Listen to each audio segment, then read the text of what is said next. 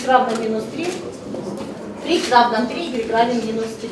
Опять при одном нажатии отметились точки, при втором нажатии график. В этом классе урок математики проходит в новом формате. Вместо привычной доски с мелом – интерактивная. Графики здесь рисуют с помощью специального маркера. Владикавказский физико-математический лицей оснастили мобильными компьютерными классами. За одну парту с учениками сегодня сел глава Северной Осетии Таймураз Мансуров, чтобы лично протестировать работу современной техники. Поздравляю. Наша задача взрослых – пытаться создавать вам условия.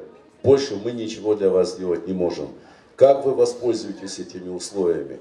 Какую пользу вы извлечете? Насколько бережно будете относиться к этой очень сложной, интересной технике? Все это зависит только от вас. Я уверен, что вы сполна воспользуетесь этой прекрасной возможностью, которую вам сегодня подарили. В физико-математическом лицее оборудовали кабинеты химии, физики, математики и биологии. Кроме интерактивной доски, для каждого ученика есть так называемый аппарат тестирования. Это устройство чем-то похоже на калькулятор. Работает оно так. На доске появляется задание с несколькими вариантами ответов. Ученик с помощью устройства должен выбрать правильный ответ. Специальная программа сразу же обрабатывает данные и показывает, сколько человек верно ответили на вопрос. В свете сегодняшних событий заинтересовать уроками математики детей бывает сложновато, да?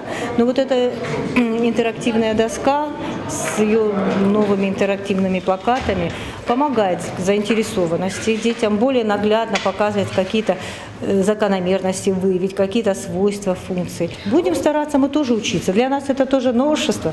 Для того, чтобы провести урок с помощью такой доски, применить все ее функции нормально, нам тоже надо вот стараться, учиться, идти в ногу со временем, чтобы мы от наших детей не отставали.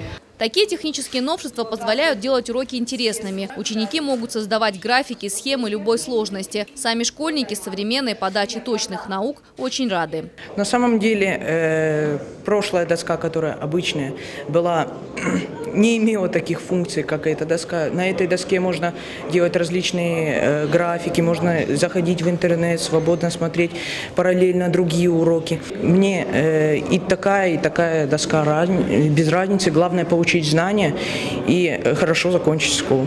Это уже 4-я школа на Северном Кавказе, где классы оборудованы интерактивной техникой. Средства на оснащение выделены Сбербанком России. По всей стране таких школ уже около 40. Проект стартовал в 2008 году. Благодаря этой программе повысилось качество подготовки учеников, а также развитие их интеллектуальных и творческих способностей. Физико-математический лицей максимально оборудован современной техникой. В вестибюле школы также установили интерактивную доску. Например, родитель, дожидаясь своего ребенка после урока, может посмотреть расписание,